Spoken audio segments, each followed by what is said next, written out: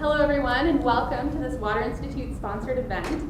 It's my great pleasure to introduce you all to Dr. Mike Paterson, who is Senior Fellow and Research Associate at the International Institute for Sustainable Development and former section lead at the Experimental Lakes area for the ELA. Oh, come on in, have a seat. You pretty much have to have been living under a rock, I think, not to have heard of the ELA. Since May 2012, when the federal government announced that they would be stopping funding to the Experimental Lakes area, it's been in the media pretty much constantly.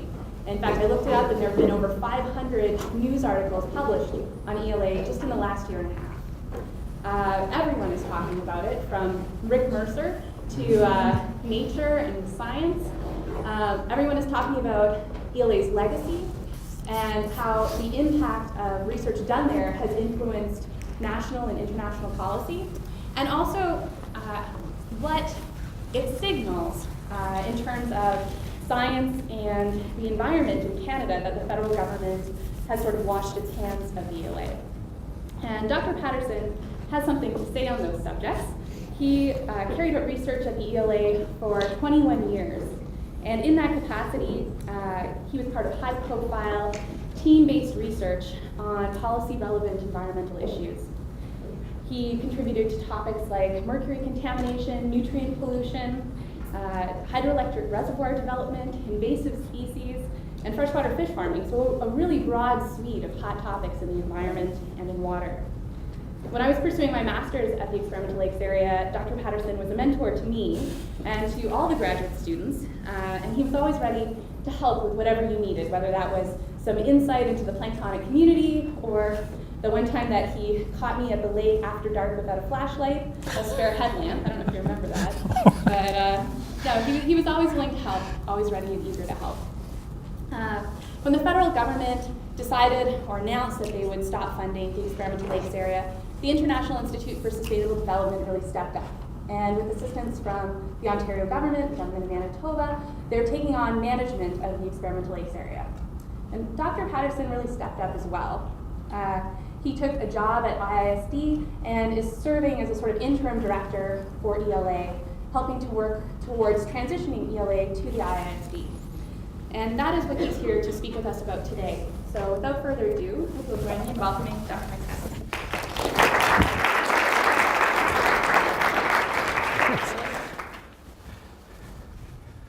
Thanks. It's really a pleasure to be here and have a chance to talk about ELA, and thank you, Rebecca, for your comments. It's always embarrassing to hear about yourself. Figure out how to move things forward here. Until about 4 months ago, I was still working with DFO and with the Experimental Lakes area, and so I wasn't really in a position to speak publicly about ELA. But over the last few months, I've gotten out and started talking to people, and I realized that there's a wide range of backgrounds about ELA.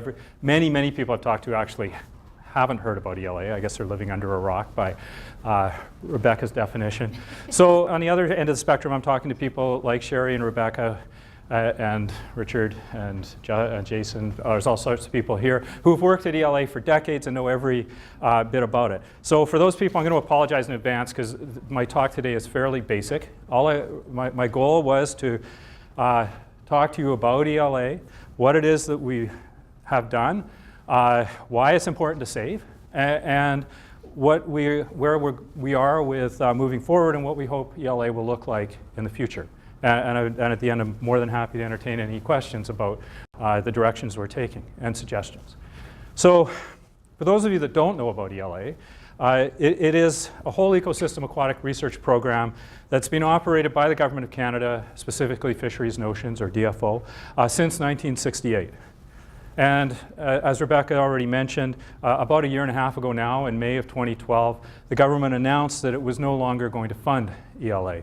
And this led to considerable outcry in both the scientific press and in the public press. There was a lot of upset about the closure, which I have to say, as an ELA researcher, I was really taken aback by. I thought we would be a little story in the back page of the Winnipeg Free Press, and that would be the end of it. And in response to that outcry, the government indicated that it was willing to transfer the the assets, as they call it, of ELA, to an independent operation that was self-funded. And after waiting a little bit to see whether, in the hope that the government would reverse this decision, I went out and tried to basically go through what I thought was the only door left open to us and try to find a way to fund ELA independently and to get an independent ELA up and going. And it was through my discussions with people. I started out just basically having coffee with anybody that would talk to me about ways to do this. And it was through discussions with people with RBC Blue Water Foundation that they suggested I talk to the International Institute for Sustainable Development. And I'll tell you more about them later. And they expressed a willingness and an interest in becoming involved with ELA, and that has now evolved to the point where it looks like a transfer will happen, hopefully in the next month and a half. This should be done, and I'll get to this later. And that transfer would include the ELA facility and a substantial proportion of the current staff, I hope. So the goals of research at ELA have always been, and I hope and I think will continue to be going forward, to better understand national and international threats to the environment, and especially fresh water. Although, as I'm going to talk about more later, I think there's now an opportunity to expand the kinds of research we do beyond freshwater. But traditionally, we have always been primarily a freshwater research facility. The goal of the research was to come up with solutions to environmental problems. And I think, and I'll show you many examples, and I think we've been very successful at doing that. And the idea was to give advice in the past to the federal government about how to deal with environmental issues and to provide scientific basis for informed decision making. So I'm going to start by just talking about the facility, because that, of course, is at the heart of all this. And this is an aerial shot of the camp. There's about 20 buildings there. We can comfortably sleep about 60 people. We have had as many as 100 in camp. There's kitchen, labs, workshop. There's a fully functioning meteorological station or MET site, which Environment Canada has indicated they will continue to operate at ELA. And anybody that's been there will tell you that it is one of the best field research facilities anywhere in the world. And this is just some more pictures. It started, Sherry's probably, and maybe me, are probably the only people that remember it at the beginning, but it was just a collection of ATCO trailers in the middle of the bush. And while we have struggled for a long time, certainly my entire time at ELA for funding, the government has been very good about investing money into infrastructure. And we have new dorms that were put in a few years ago. Brand new fish lab opened, ironically, about 6 months before they announced the closure at a cost of like $1.2 or $3 million. There's a picture of the labs. It's a great facility, and it's just, really, I don't think there's anywhere else that can quite compare with it. And it's located, I did forget to mention, that it's very remotely located. It's at the end of, it's about a 4-hour drive east of Winnipeg. It's in Ontario. It's about halfway between Kenora and Dryden, and it's about a 45-minute drive down an old logging road. And it's about an hour and a half to the nearest town. So there is really no other human activity in the area, and these lakes are very remote and they're very pristine. And I don't want to lose sight of the fact that ELA is much more than a collection of buildings in the bush. And when we first started having discussions about ELA with DFO and IISD and things like that, DFO really pitched it as, I think one of my managers said, there's nothing different between this and transferring a lighthouse. It is very different, and I hope to convince you of that today. It's a research program, it's a research facility, it's a science program that is intimately connected to its staff and to the people that work there, including all the research that's done by university collaborators and the like. And I don't want to lose sight of the fact that ELA does what it does because of the contribution of all these people. And this is just a subset shown in this picture. And it includes the official DFO staff, former DFO staff, I guess, going forward. It includes university collaborators, people from government agencies, and many, many, many students that have worked at the facility. There's an enormous amount of corporate knowledge and memory about how to do whole ecosystem research and whole ecosystem manipulations that resides with those individuals. And this is, I just want to emphasize that we have a long history of partnering with universities and with government agencies and with industry in the past. Essentially, DFO paid our salaries and for the facility, but we raised the research dollars externally. And there's no way that this small group of people at ELA by themselves could do all the work that's done there. So we rely very heavily on this partnering model in the past. So I want to spend the next 20 minutes or so talking about why I think ELA is so important to save and why it's unique. And there's really, aside from the team and the facility, which are all excellent, there are many field stations around. The two things that really stand out to me about ELA as being crucial, and the reasons why it must be saved, in my view, are the ability to conduct whole ecosystem experiments and our long-term data set. And I'm going to spend the next few minutes just sort of talking about whole ecosystem experimentation and its importance. And I'm going to start with one of the oldest whole lake experiments at ELA. It's one of the more famous ones, but most importantly, it's also one of the most visual. The truth is that many of the experiments that we conduct at ELA, when you manipulate a lake, it ends up looking no different than it did before. If you add mercury to a lake, it doesn't really visually look different. These lakes look very different. So the idea of what we do is we'll take usually small lakes and study them for a few years in their natural state to get a sense of natural variability, and then we manipulate them in different ways, usually with the goal of mimicking human activities. And in the case of this study, the interest and the concerns at the time were about eutrophication or excessive algal growth in lakes, and about what were the most important nutrients that caused eutrophication, and consequently, which were the most important nutrients for society to manage going forward. And the debate was about, at that time, was primarily about carbon, nitrogen, and phosphorus. And there was a whole series of whole lake experiments done at ELA to look at the relative importance of those different nutrients. This is a double basin lake, Lake 226. And it was divided in half by a plastic curtain. And this basin received carbon, nitrogen, and phosphorus. And this basin received carbon and nitrogen. And it's immediately evident that the side that received phosphorus turned bright green. This is an overhead view of the curtain. And the side that did not receive phosphorus and received carbon and nitrogen stayed relatively clear. And this provided very strong support for legislation, which is now enacted around the world, to limit phosphorus inputs to lakes. And this one's very nice too, because it's very easy to show a picture like this to a policymaker and say, what do you want your lake to look like? Do you want it to be bright green like this, or do you want it to be clear? They can understand without any fancy graphs, models, or anything else that reducing phosphorus is going to help you to achieve your goal.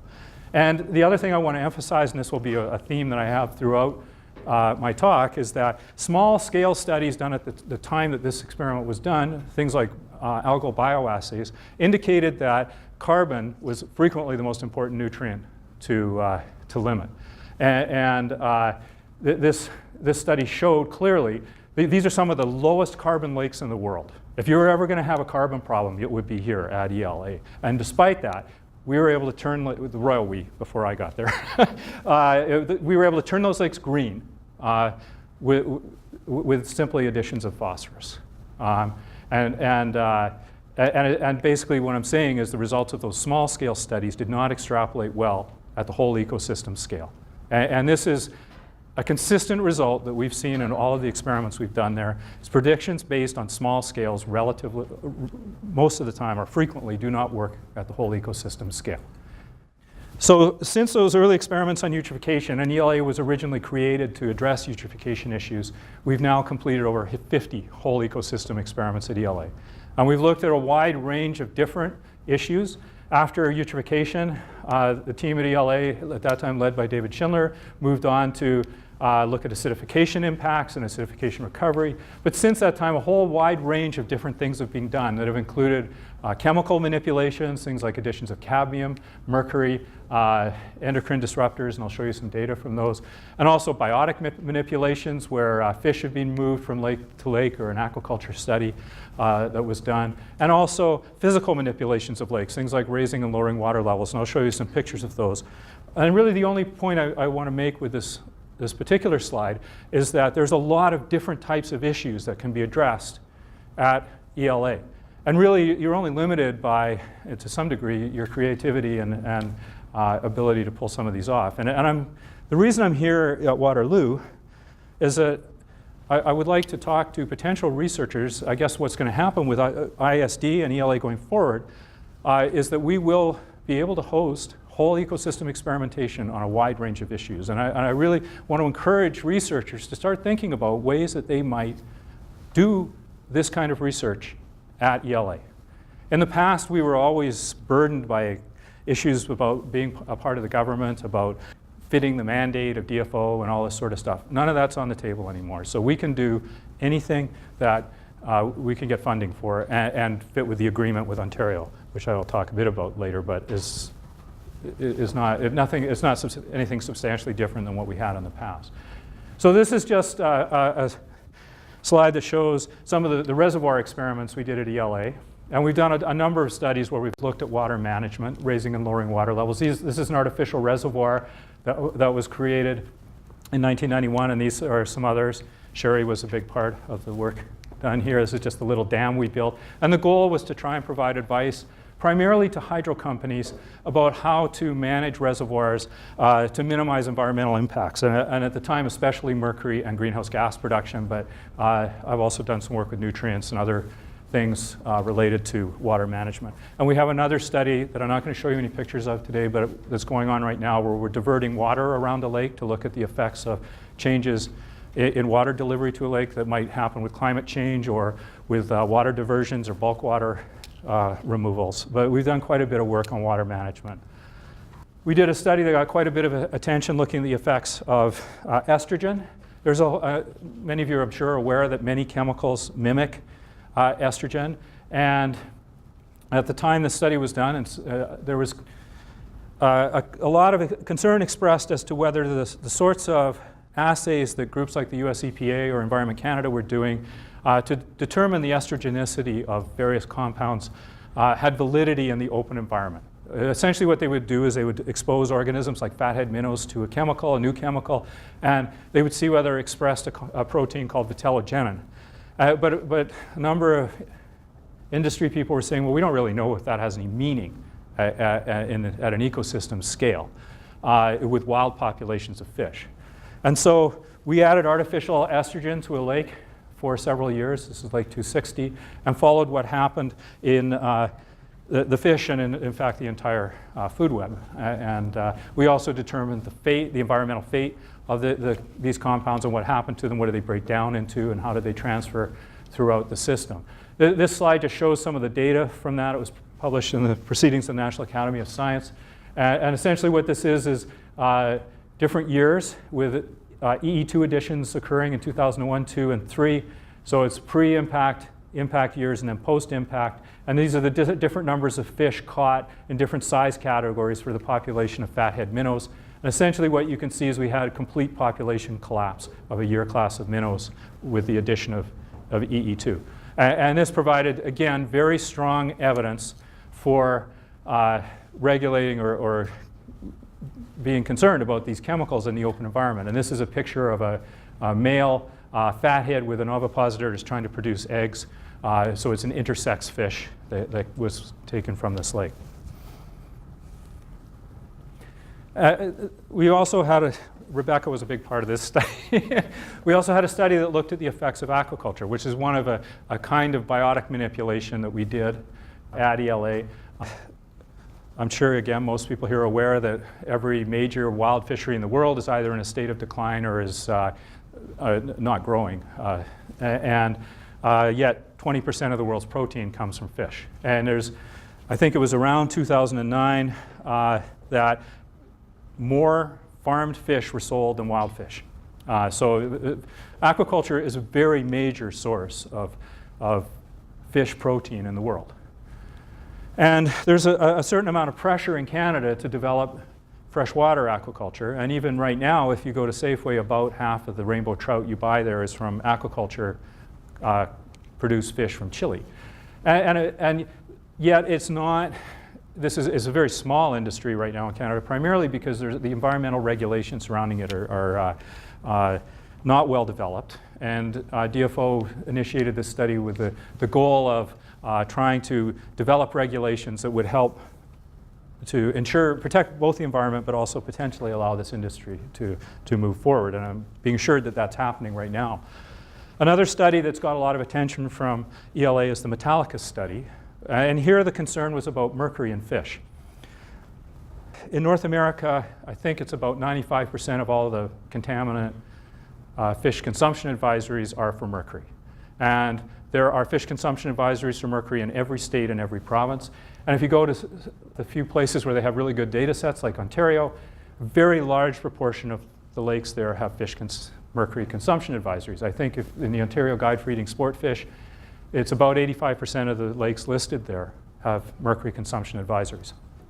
And most of those lakes are remote from point source inputs of mercury, and they receive most of their mercury from atmospheric deposition, from rain. And a very large fraction of that mercury is derived from human sources like coal-fired power plants.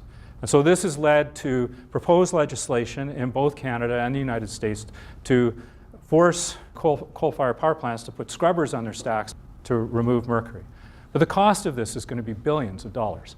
And not surprisingly, the governments and industry wanted a clear demonstration that the removal of mercury in rain here will result in a reduction in methylmercury in fish.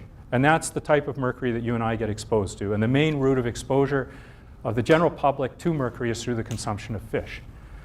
And the trouble is that when mercury falls on a watershed, there's an enormous number of interactions that happen before it makes its way to the fish. And it's not my intention to go through the arrows on this graph, but just to try to emphasize how complicated this is.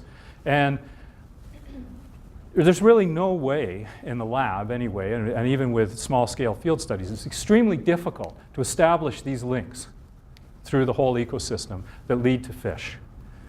And even using correlative approaches, like looking at areas where there's different amounts of atmospheric deposition and trying to correlate it with mercury in fish, it's very hard. It's been almost impossible to find patterns because there's an enormous number of factors in the watershed that influence this transfer and create a lot of natural variability that swamps out relationships in these correlative data sets. So what we could do at ELA is do a direct manipulation where we added mercury to the ecosystem and looked at whether it affected mercury in fish. And furthermore, we gained an enormous amount of information about the mercury cycle so that we could better understand why the sources of variability from system to system. So what we did is we added stable isotopes of mercury. These are unique forms of mercury that you can distinguish from the huge amount of natural or background. It's not really natural necessarily because much of it comes from human sources, but background mercury in the system. So we added these stable isotopes of mercury to the lake and its entire watershed. We used a crop duster airplane to add it to the terrestrial system and a boat to add it to the lake itself. And this really provided a direct test of whether there was a demonstrable link between mercury deposition and mercury in fish. And also it provided good evidence about the timescales involved, because it's also important to manage public expectations about how quickly proposed legislation may work or not. And to manage industry expectations. And this work was funded by a combination of funding from power companies, EPRI, Environment Canada, US EPA. So I've always been really proud of the fact that it was so unique, this study, that we could attract funding from all sides of the issue because they all recognize that this could not be done anywhere. So we had the power companies and, for them, the evil regulators, all working together on this project. And the results were really quite clear, and this hasn't been published yet, but it will be shortly. Parts of it have been. And we started adding, this is the relative increase in methylmercury in different parts of the food web. This is the spike added to the lake itself, because we use different stable isotopes in different part of the system. And purple is water, zooplankton in green, small fish in red, and bigger fish in dark brown. And the essential message is that as we added mercury, it went up in the biota, and most importantly, the fish. And when we stopped adding mercury, it came down, and it provided a very clear link between changes in atmospheric deposition and methylmercury in fish.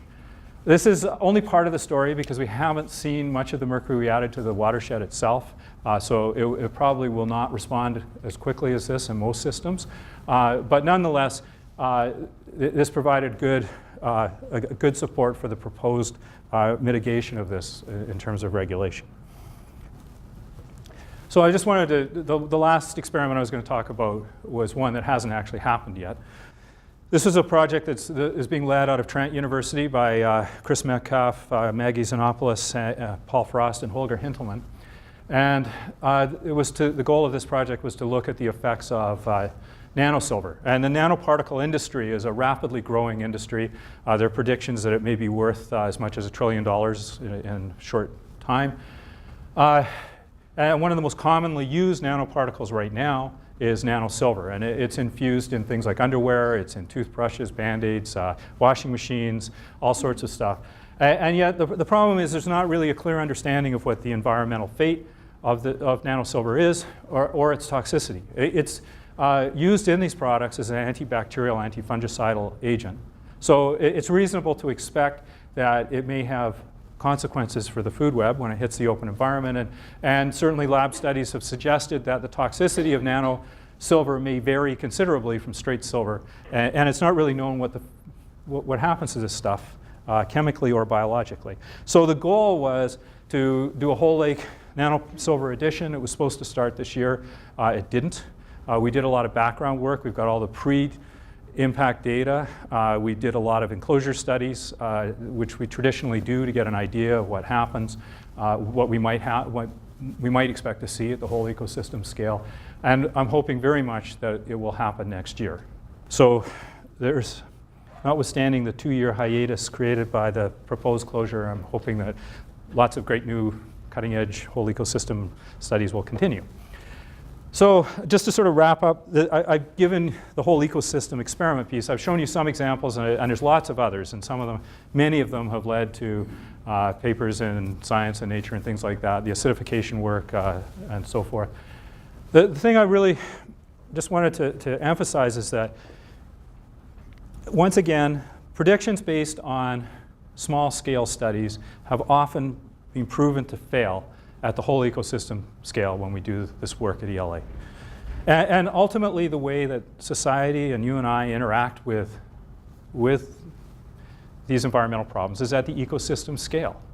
And this is the appropriate final stop. And I'm not in any way denigrating the work on small-scale stuff. It's really important. But there's a series of steps that leads from small scale to large scale. And to me, the ability to apply experimental techniques at this scale is crucial. And everybody who takes any science course, even in grade 5 or 6, learns about the power of experiments, where you control individual factors one at a time, where you have controls and references against which we have a whole suite of reference lakes that are unmanipulated to give us an idea of how lakes would change in the absence of what we do. And we have before and after data. The thing is a lot of people said to me, well, why don't you just go and study the lakes that are already polluted? The reason is that usually you lack pre-impact data. And generally, when people get on a lake, they start affecting it in multiple ways. You think of the Great Lakes. They've got introduced species. They've got nutrient problems. They've got contaminants, fishing, all sorts of stuff. And disentangling all of those things is very difficult. These lakes are pristine. They're remote. We can manipulate things one factor at a time and have a better understanding of how these different factors affect the systems. Probably the single greatest criticism that I've encountered about ELA is always that, well, your lake isn't really anything like the lake I'm interested in. That lake is nothing like the Great Lakes. Well, first I would argue that there are basic processes that are common to all lakes. And these lakes, the lakes at ELA, are far more realistic and much more similar to the Great Lakes than a test tube. And the common processes in these lakes, and we have shown historically that we can extrapolate from the ELA lakes to other systems. These are the smallest slices of completely functioning independent ecosystems that you can easily work with. And I've always likened them to, we use them as model ecosystems in the way that medical researchers use white mice as an indicator of human physiology, or engineers use small airplanes in wind tunnels to understand how large airplanes work. They're not identical, but the key to using white mice or using model airplanes is you need appropriate scaling strategies, and we've worked very hard to develop those. And we study all the processes in these lakes when we manipulate them that lead to the final results, so that when we go to another system, we have a good understanding of when we feel they will apply and not apply. And I think if you look at the history of ELA, the results from these manipulations have had tremendous impact on policy and on the science that we do, and there is a proven ability to extrapolate to other systems. And finally, I know people look at the work at ELA and think it's really expensive. And I want to emphasize it's not. To turn this lake green, that costs $300 a year. That's all it costs for phosphoric acid. And the lakes are small. Typically, we have a very few number of sampling stations on a lake. They're easily accessible. Compared to working on Lake Winnipeg or the Great Lakes or something, really the work here is very inexpensive and it's very cost effective. And while I have been trying to impress upon you the importance of whole ecosystem work, as I mentioned a minute ago, we also do a lot of work in enclosures. Many people have called us the enclosure people. and there's a lot, and as I said earlier, there's a lot of information to be gained from these enclosure studies. And sometimes the enclosure studies are enough, depending on the question of interest. And often they're done in conjunction with a whole ecosystem experiment. For example, this is a study that Diane Oriel and I did where we added mercury at different levels to a whole bunch of 10-meter diameter mesocosms. I don't know if you can see it down here. They're quite large. The goal was to expand the range of loading rates from the one we used in the Metallicus project to include more and try to put that into a wider range of contexts. These are smaller enclosures that were being used in the Nanosilver project. Okay, so I've spent a large chunk of my talk talking about whole ecosystem experimentation, and really this is what is most crucial about ELA. But the other thing I just want to briefly talk about is the data set. ELA was never created as a monitoring site. It was originally designed to do whole ecosystem experiments primarily to address eutrophication. But we've been around now for 45 years.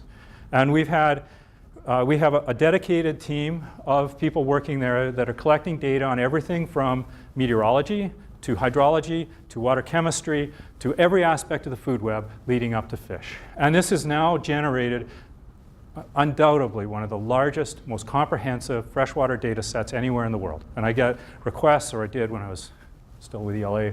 In fact, I still get them because people keep writing to me about it. We get requests every couple of weeks for these data because they are so unique, and they're incorporated in many, many papers, often with data from other lakes. And this data set has become really, really important for things like climate change. This is a slide showing changes in the number of ice-free days at ELA, for addressing the impacts of things like forest fires, natural events like that. And of course, they're crucial for putting the whole lake experiments into a context. And primarily those lakes were initially begun as reference lakes against which to compare the impacts of the whole lake manipulations. And ELA has been successful. It has generated, there's over 1,000 peer-reviewed publications that have come out of ELA, published in journals like Science, Nature, Proceedings of the National Academy of Science, National Academy of Science. It has led to changes in legislation with respect to nutrients, contaminants, reservoirs, all sorts of different things. And these legislative changes have affected decisions worth billions of dollars. And many of the scientists at ELA have received national and international attention for the work they did there. This is Dave Schindler receiving the first Stockholm Water Prize. I think it's something like 5 or 6 ELA scientists have received the Frank Rigler Award, which is the top award for Canadian limnology. And they're all good, but it's also because they're associated with the kind of work that we can do here. And as I mentioned earlier, ELA has been a really important place for training. And there are hundreds and hundreds of students that have gone through ELA, and I think my guess is if you go to any major university in Canada, you will find professors that have had training here. You go to there's Jason and Rebecca here, Roland a little bit. And there are graduates of ELA that are in consulting firms, government, academia, all over. And of course, many of the universities at ELA are from Ontario. And in fact, one of the reasons I'm here talking about ELA is because I'm hoping that I can convince Waterloo to become more involved with ELA going forward. And Waterloo has had a long history of being heavily involved with research at ELA. Okay, so that's kind of where we were. And I wanted to just spend the last part of my talk about where we're going and what our hopes are. The question I get asked all the time, particularly in the science community, is who are the IISD? Why are they interested in ELA? The International Institute for Sustainable Development is an organization who has its headquarters in Winnipeg. It has offices in Geneva, New York, Ottawa, and now Beijing. And they have been, up till now, a policy research group that have not traditionally done any hard science. They do have a group that works with them at the Water Innovation Center. It's a part of the IISD, and they have been concerned about nutrient management and water management issues in the Lake Winnipeg watershed. So they have done policy work related to Lake Winnipeg. And their interest in ELA came from the Water Innovation Center. Obviously, water is a key part of sustainable development. It's crucial for drinking water, for crop production, for fishing, for every aspect of life, power, industry. So that they've always had a major focus on water. And I think they've come to the realization that they needed a stronger basis for their policy advice that was grounded in hard science. And that's where we come in. And at the same time, from my perspective, I think it's a really interesting opportunity. It's a great opportunity because as a scientist, now that I'm associated with IISD, I'm really excited about working with policymakers directly. I feel like economists, social policy people, the kinds of people that work at IISD right now, it's struck me that we all have the same goals. We've tended to work in these different silos, and we don't speak the same language, and I'm working hard to learn their language, and hopefully they're working as hard to learn my language. But the goal of all the science that certainly I've been involved with at ELA, and that we've all been involved with at ELA, is to make a difference. And now I think this organization, and by working with them, can help to do that. And I guess I'll say it this time too, the toolbox at ELA was, as a part of Fisheries and Oceans, was somewhat limited. Primarily the government thinks in terms of regulation. We will tell industry, you can't add more of this chemical or that chemical. And it's mostly focused on things like restricting mercury emissions to the atmosphere or nutrient additions from sewage treatment plants. And that's not to say that that's not important, it is. But the thing I'm excited about with IISD is they're also interested in more collaborative types of approaches, dealing with communities, with industry, different types of policy approaches that aren't necessarily just top-down regulation. So I found it really exciting to be able to talk to these people about different ways to deal with environmental issues, and maybe ones that might be more likely to have a success. I think that regulation works well when you have single industries and things like that you can go to, but many of our environmental issues are complicated, multi-stakeholder. Actually, the Lake Winnipeg watershed is a classic example. There's many, many different people involved in order to, and really it's very difficult to regulate the Lake Winnipeg watershed. And I think you're going to have more success working with different levels of government and municipalities and so forth, and farmers. All right. Okay, so I'm not directly involved with the negotiations, but I'm obviously working closely with those that are. And really good progress has been made. And everybody tells me that they expect the formal deal to be done in the next few weeks. And then it has to be ratified by the board of the International Institute for Sustainable Development. And barring some unforeseen disaster, this is going to happen. And the transfer is going to occur. And that transfer should happen within a couple of months, and hopefully we can start talking about getting people moved over. The staff at DFO have all received their affected notice or their surplus notices, so this is a real concern to me. We have to start getting the former staff of ELA into the new group. One of the key concerns that has been expressed about ELA is the agreement. Really, the reason that ELA can exist and can do the work that it does is this agreement that has existed between the Canadian government and the province of Ontario that allows whole ecosystem experimentation to take place there. And all the signals that I've got, and I've been assured that a new agreement will be in place, and the appropriate changes in legislation where necessary to allow this to happen will occur, and will occur hopefully by the new field season, so that whole ecosystem experimentation can take place. Right now, no whole ecosystem experimentation can occur because DFO has terminated its agreement with the province of Ontario, and there is no legal basis for doing this. You just can't add stuff to lakes. You have to have some support. But this is going to happen. So these are the most important barriers and the issues of concern, and they look like they will all be gone shortly. So I don't want to deny there's still a lot of challenges. The ultimate goal is to make ELA self-sufficient with respect to funding. Right now, Rebecca might be one of the people in this picture. Is it? Yeah. I always love this picture because this is field work for those of you that don't know it.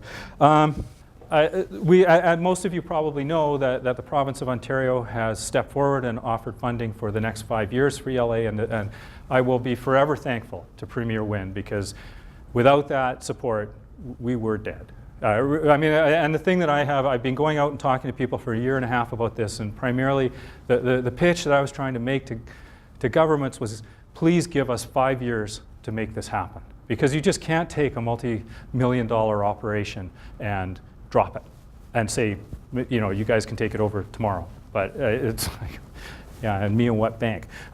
So I'm very thankful for the support of the Ontario government and also the Manitoba government who have invested resources in this. But ultimately the goal is to make ELA financially self-sufficient.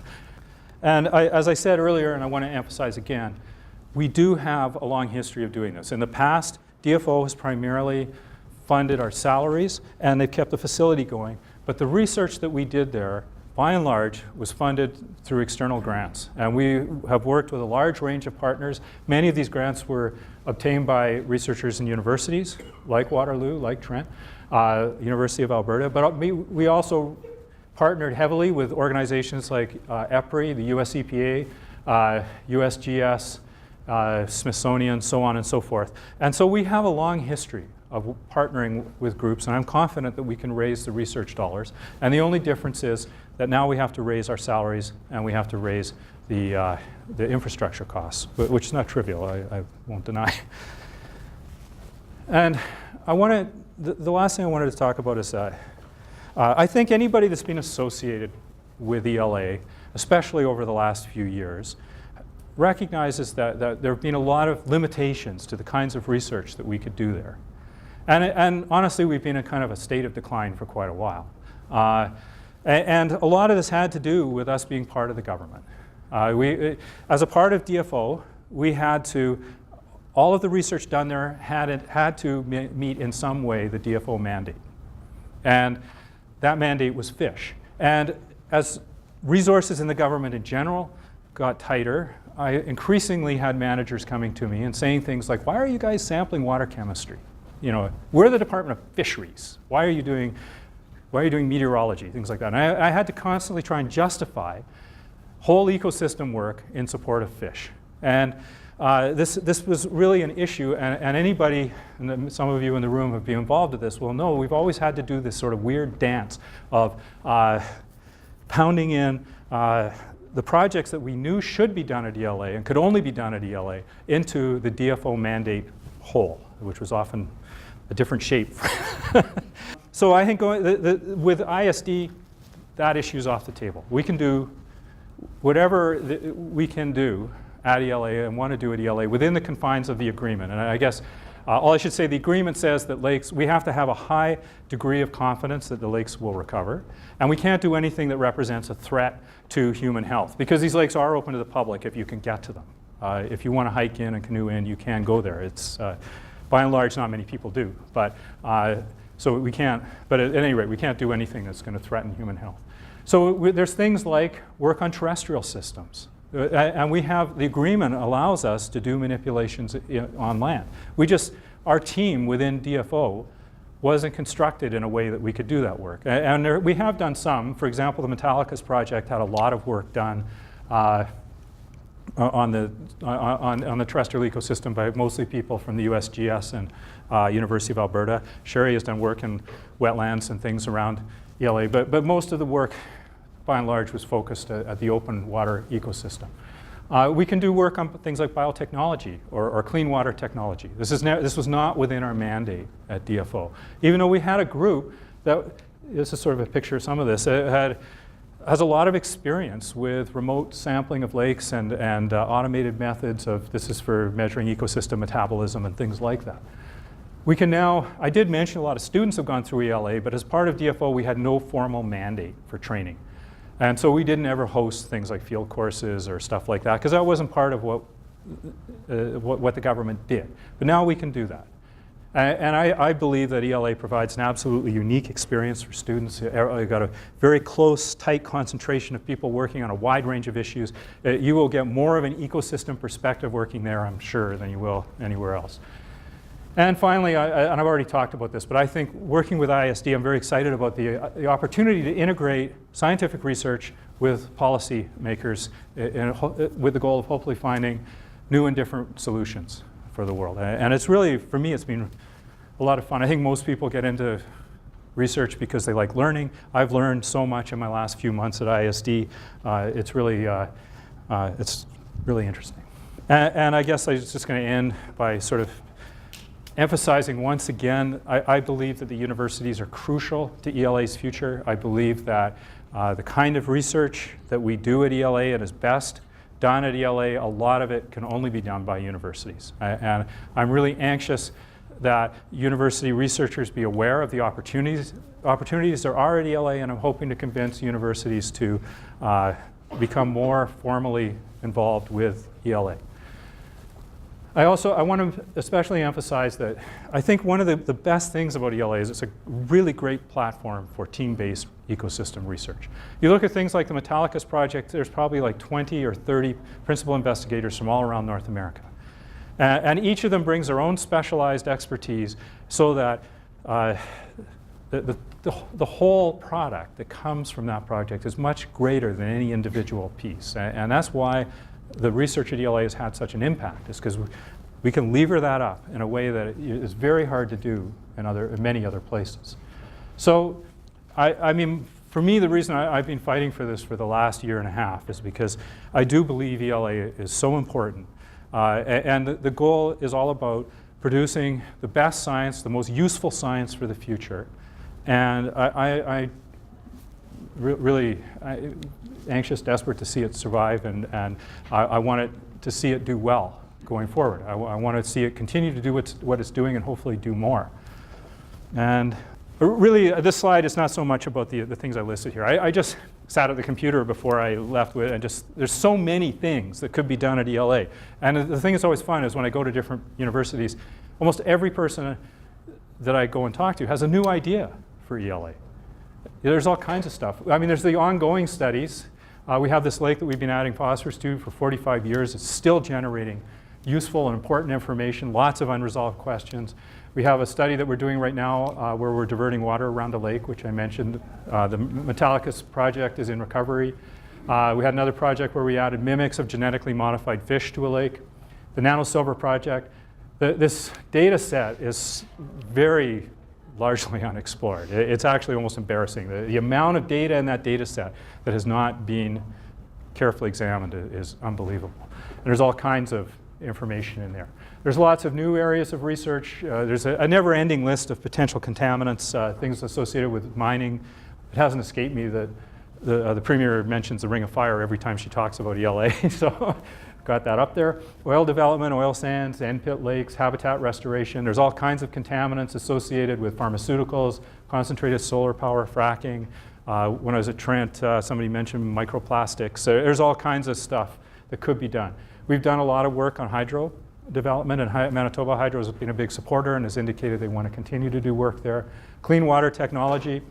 It's not my area of expertise, but a lot of people have talked to me about it, and I'd love to see some work done there. Cumulative impacts, and this whole area of land water management, terrestrial manipulations, which we haven't traditionally gotten into. Now we can do that. But not with, keeping in mind that we don't have the expertise within the ELA group, and this is why we would rely on universities. So that's all I had to say about ELA. I did want to thank these organizations. There's countless people, many of you in the room, that have contributed to getting ELA to where we are now. And it's still not done yet, and there's still a lot to be done. It is more exciting now because we're talking about what can ELA be, rather than just sitting around in a room and talking about how do we tear it down.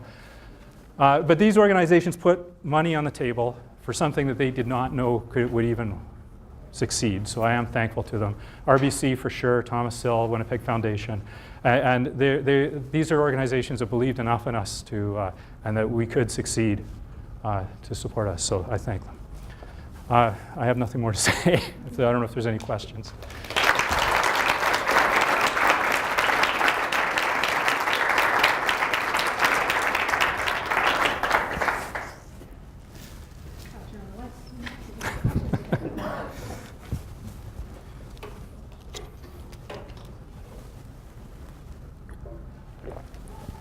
No questions? Roland. I just have a quick comment. The threat of the closure of the ELA brought out, I think you talked about at the very beginning, but it brought out sentiment from the broad society that never been seen before.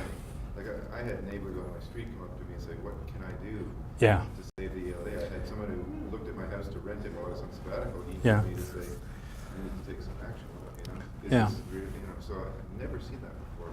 I haven't either, and I have to say, I said it earlier, I was completely taken aback. I can't. The day that ELA was closed, I came home. The next day, I got my Free Press, which is the main newspaper in Winnipeg, and the whole front page was a picture of ELA, and it was just sunk in big letters. And I was like, wow, I never, I cannot believe, because for years we kind of worked away on what we were doing, and I actually never knew that anybody. We always believed in what we did, and we knew it was important, but I didn't know that anybody else out there had noticed.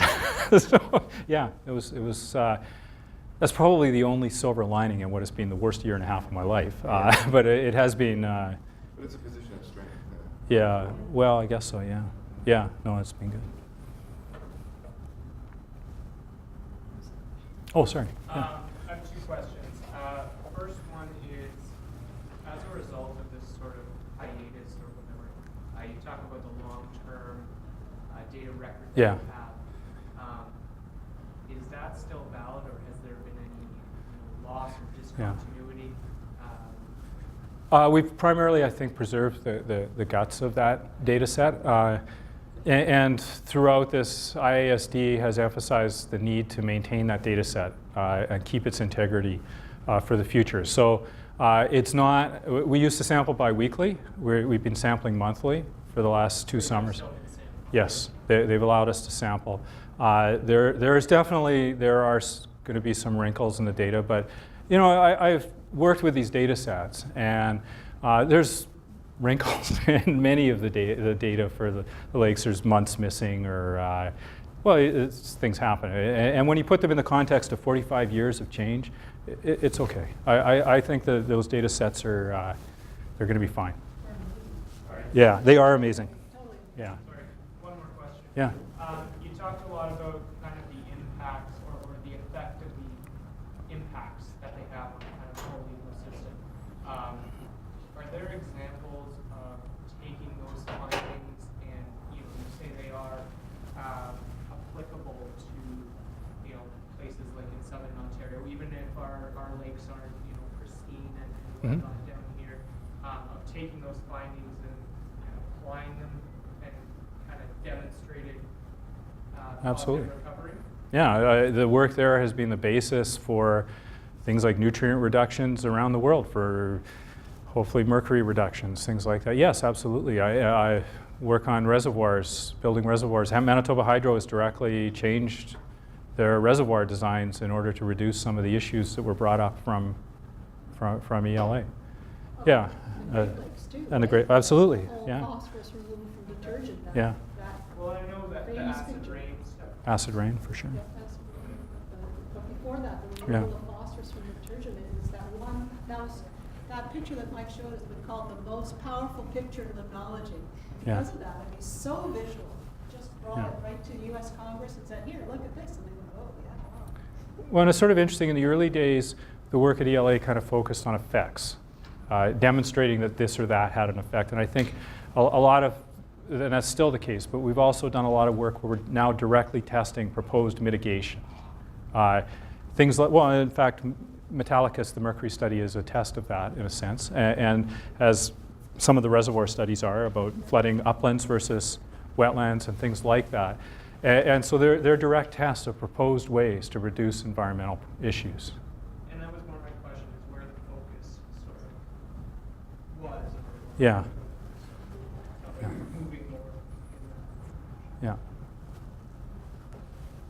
Yeah. In your perspective, unique perspective, what's your biggest fear going forward right now, like in terms of uncertainties? Like, Oh. what do you think in terms of all uncertainty? What's your biggest fear? My biggest fear, oh my God, I cannot tell you how many nights of sleep I have lost over ELA and continue to lose. And on different nights it's different things. My biggest fear, well, my short-term fear right now is that we won't retain a sufficient number of our staff. I'm really worried that I'm unhappy about the timing of the letters and the way they've been delivered, and there's this gap between when people have to make decisions and when they can potentially come to IISD. So I had always envisioned that our team would keep moving forward together, and my worst nightmare is it's going to be just me, and that's not what I got into this for. I hope not. How many scientists do you Yes. have up there that work with you? Yeah, no, and I that's true. But fears are not necessarily rational. I'm afraid that we can't raise the funds. You know, I have to get out and figure out how to raise the money to do this. I'm afraid that the quality of the research, that we can't attract high quality researchers and high quality research and the right type. I guess right type of research is kind of a tainted term maybe, but the kind of research that I think ELA is best suited for. Oh boy. I could go on. I have lots of fears, but no, and this is it's a turbulent time. There's a lot of things going on with ELA. The only thing is that we are now, we're at a place where we can reinvent ELA. And everybody that's worked there for any length of time knows that there's a lot of fantastic things about it, and it's a really incredible place. But they also know that there's lots more that could have been done, and there's been a lot of grumping about different things, and a lot of it was related to DFO. Now we can shed that, and we can remake ELA and build it into the facility that we think it should be. Scott Vaughan, who is now the director or the president of IISD, he's the former Environment Commissioner for the Auditor General, and he's a really fantastic person. And he's very big picture. You can put that on the internet. Anyway, no, but he's really great, and he basically has given us free rein to do what we can to make this as good as possible. And that's really the key, you know, to this, is that we're not restrained by all these mandate issues and bureaucrats coming and asking me, why are you sampling chemistry or anything like that. We can just focus on making it good. So there's a positive side, and I try to focus on that and not on all the bad things. Yeah. Well, I understand that DFO definitely created restraints. It still gave a more specific direction for the ALA. And are you worried now that you've got so many people contributing that you're going to have too many interests, that you foresee that being an issue with having everyone having their own interests and their own contributions, and worried about their own goals coming out of it? I hope not. I mean, as I said earlier, all of the research that's been done at ELA was highly collaborative, team-based research. It involved multiple partners. And by and large, I felt all of those team-based projects worked well. And I think historically we've learned a lot about how to do team research. It's partly why I'm anxious to retain the staff and people in the history, because we've got a lot of experience with this. So I hope not. You know, I can't make any assurances, but I believe that this can be managed well. There are limits. to the facility. I mean, we can only sleep 60 people comfortably. So there are things that you're going to there will be restrictions. It's not like the whole world can work simultaneously there at the same time. So there's going to have to be ways that this. And if that was my problem, I would be very happy. Because right now, I just want to, you know, I'm interested in making sure that we have good research of any kind going forward. So I think that'll be okay. Oh, sorry. Yeah. Could you talk a little bit about your staff?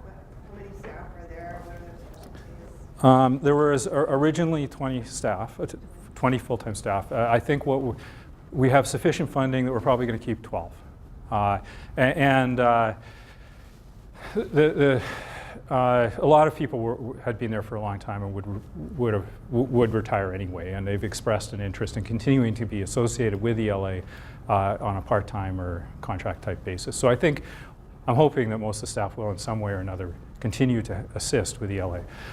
We had essentially the 12 that we're looking at keeping are a camp manager and assistant. That's the person that keeps the buildings running, the lights on, water flowing, all that sort of stuff. 4 scientists. These are PhDs. They're the people that, by and large, write the papers and grant proposals and things like that. And the expertise, the 4 that we have right now is we have a fish population specialist, Mike Rennie. We have a fish behavioral specialist, Paul Blanchfield. There's myself. I've worked primarily with invertebrates and zooplankton and plankton in general. And Scott Higgins, who works with primary production. We used to have a biogeochemist, this Ray Hessline, who retired, and I feel it's essential that we keep that, and I'm looking to getting some biogeochemical expertise going forward. But That's a great note to end on. yeah, and then there's a technical staff too. Yeah. I'll quote I that. think we should probably draw this to a close, Yeah. and I want to thank Mike for this very Oh, yeah. frank and open discussion about the future of ELA. I mean, you deliver the legacy. I mean, if a place can have an H-index, the H-index of ELA is actually 116, believe it or not. So amazing legacy. What comes out to the public is, of course, these lakes, but what comes out in the science is tremendous. And so not only the legacy you delivered, but now you've delivered us the sort of the new opportunities, the fantastic opportunities that are Absolutely. available. So this is a small token of our geez. appreciation for that conversation. I should be Thank you. offering you. Thanks.